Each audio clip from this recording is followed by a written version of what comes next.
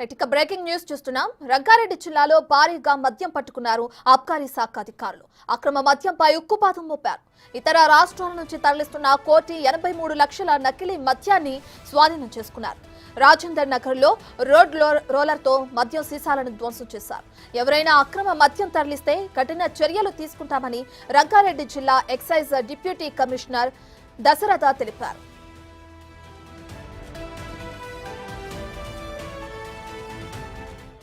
Provision excise station పరిధిలో Rangareddy division పరిధిలో ఉన్న ఎక్సైజ్ స్టేషన్ శంషాబాద్ పరిధిలో మే 23 నుంచి డిసెంబర్ 23 వరకు నమోదైనటువంటి కేసులు 686 కేసులలో సుమారు 10,222 లీటర్ల నాన్ డ్యూటీ పెయిడ్ సుంకం చెల్లించినటువంటి మద్యాన్ని ఎయిర్పోర్ట్ నుంచి అక్రమంగా తీసుకొస్తున్నటువంటి దాన్ని ఎక్సైజ్ సిబ్బంది సీజ్ చేయడము, దాని మీద కేసులు నమోదు చేయడము, అట్టి కేసుల నమోదు చేసి ప్రాసిక్యూషన్ కూడా చేస్తున్నాము. అట్ ద సేమ్ టైం దాని యొక్క ఈ వర్త్ 1,83,00,000 విలువ ఉన్నది.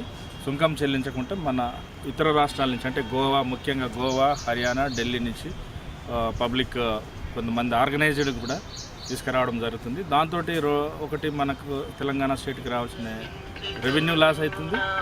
ఇంకోటి కూడా అక్కడ వచ్చే లిక్కర్ ఎంతవరకు కరెక్ట్ ఫిట్, కెమికల్గా ఫిట్ అనేది కూడా మనకు కొంచెం సస్పీషియస్గా ఉంది. కాబట్టి ఈ అక్రమంగా తీసుకురావడం అనేది కూడా చట్టరీత్యా ఎక్సైజ్ చట్టరీత్యా నేరం కావున పబ్లిక్ అప్పీల్ ఏంటంటే అటువంటిది తీసుకురాకూడదు, మన తెలంగాణ ఎక్స్చెక్కర్కి లాస్ చేయకూడదు. ఎట్ ద సేమ్ టైం అటువంటిది తీసుకొచ్చి కూడా శంషాబాద్ ప్రొవిషన్ ఎక్సైజ్ స్టేషన్ పరిధిలో రంగారెడ్డి డివిజన్ పరిధిలో ఉన్న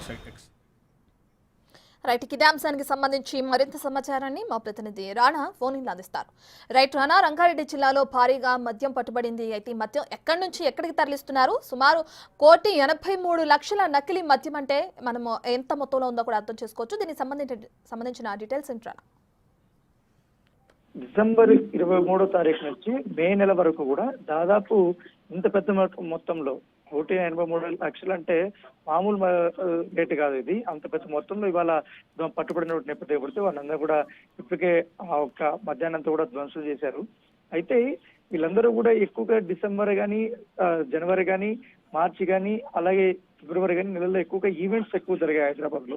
ఈ ఈవెంట్స్ కి మొత్తం ఇక్కడ నుంచి హైదరాబాద్ లో, తెలంగాణ రాష్ట్రంలో తీసుకుంటే రేట్లు ఎక్కువ ఉంటాయి కాబట్టి ఫుల్ బాటిల్స్ కానీ ఇతర మద్యం బాటిల్స్ ఈ నేపథ్యంలో ఇతర రాష్ట్రాల నుంచి అంటే ఢిల్లీ నుంచి కానీ గోవాలో అత్యంత చీప్ గా ఈ యొక్క మద్దు జరుగుతుంది. దాంతోపాటు మధ్యప్రదేశ్ కానీ, హర్యానా కానీ, వెస్ట్ బెంగాల్ లాంటి స్టేట్స్ లో చాలా తక్కువ దొరుకుతుంది. కొన్ని నకిలీ మందు కూడా దొరుకుతాయి. సో అవన్నీ కూడా వాళ్ళు తీసుకొని వచ్చారు. ఫ్లైట్ లో తీసుకొని వచ్చేటప్పుడు అప్పుడు ఏదైతే విమానాశ్రయం సంబంధించిన అధికారులు కూడా పట్టుకున్న పరిస్థితి కనపడుతుంది. పట్టుకున్నప్పుడు అలా సీజ్ చేసినటువంటి మద్యం కానీ, అలాగే ఈవెంట్లలో సుంకం అంటే పన్ను చెల్లించకుండా అక్రమంగా తరలించినటువంటి ఆ మద్యం అనేది కూడా సీజ్ చేశారు. వాటంతా కూడా ఇవాళ కోర్టు అనుమతితో, పోలీసుల అనుమతి తీసుకుని ఇవాళ మొత్తం అంతా కూడా ధ్వంసం చేసినటువంటి నేపథ్యం అయితే కనపడుతుంది.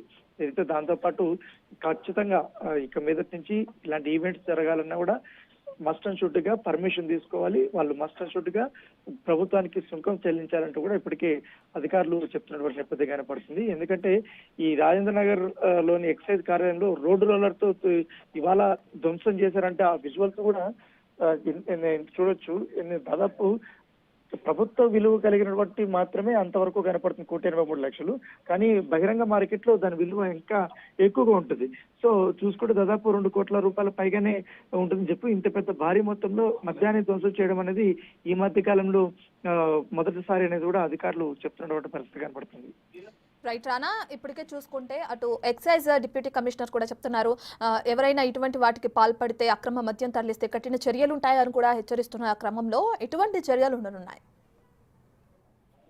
ఖచ్చితంగా ఎక్సైజ్ డిపార్ట్మెంట్ లో కొన్ని ఎఫ్ఐఆర్లు కూడా నమోదు కూడా చేశారు. ఇప్పటికే చాలా మందికి 2 సంవత్సరాల వరకు కూడా వారికి జైలు శిక్ష కూడా పడినటువంటి సందర్భాలు కూడా ఉన్నాయి. ఇప్పుడు ఎందుకంటే 686 దాకా కూడా ఈ కేసులు నమోదు చేశారు. దాంట్లో దాదాపు 10,222 లీటర్ల మధ్యను స్వాధీనం చేస్తున్నారంటే అర్థం చేసుకోవచ్చు ఎంతమంది పైన ఇలాంటి కేసులు ఉన్నాయి. దాంతోపాటు అక్రమ రవాణా చేసినటువంటి దీనిపైన కూడా కేసులు నమోదు చేశారు. వీళ్ళకందరికీ కూడా కఠిన చర్యలు ఉంటాయని కూడా చెప్తున్నారు. దాంతోపాటు దీంట్లో ముఖ్యంగా ఎవరైతే పాత్రధారి సూత్రధారి ఉంటారో అతనిపైన ఎక్కువగా ఈ యొక్క కేసులు పెట్టే అవకాశం ఉంది. ఆ తీవ్రత కూడా తనపైన ఎక్కువగా ఉంది. జైలు జీవితం కూడా దాదాపు 3 సంవత్సరాల వరకు కూడా పెట్టే అవకాశం ఉన్నట్టుగా మనకు సమాచారం అందుతుంది.